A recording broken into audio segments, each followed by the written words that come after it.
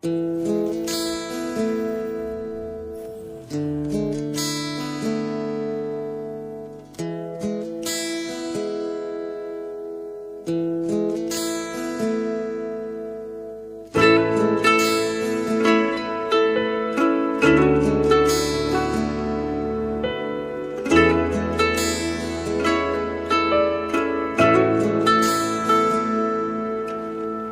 subrayu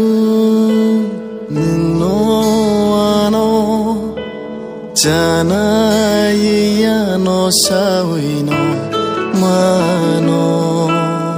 hachalo tong tete nung no ani wan sung mano shawai mano anisha Teleng lamano nung le nai chomo anila maro nung kaham keno shawai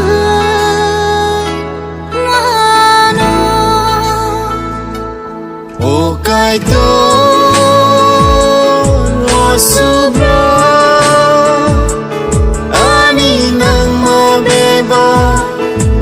Sai mano o bugra o Jesu ani paishu de sai mano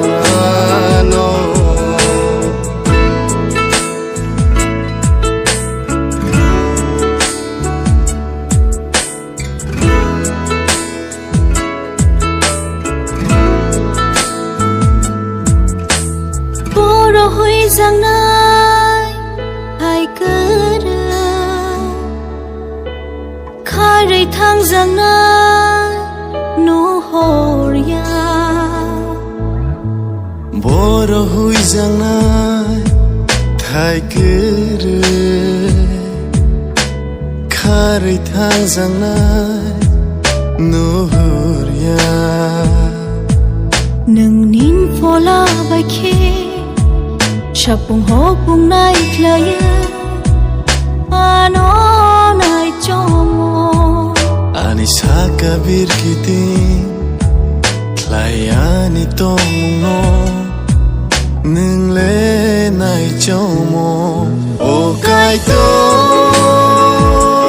ro subra ani nang ma beba nung sai mano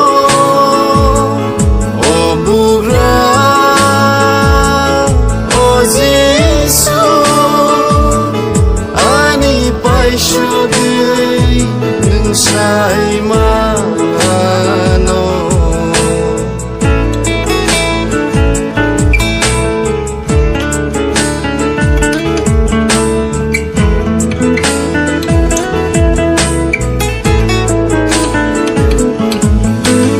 Hata shakao boneng tonggo habising hui jakbo Aro tongo Hata shakawo bonung tongo Habi shing hui zangbo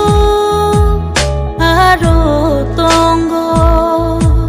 O sinsaro Nini mokol ni kharu Hui zang nai thai kuru Ani Beba nâng lê Vang phang nô nô O kai to ro subra Ani nang ma beba Nung sai mano O bugra O Jesu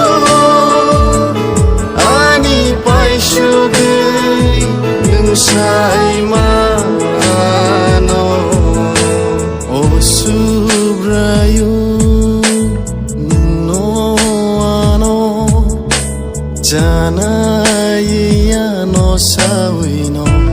mano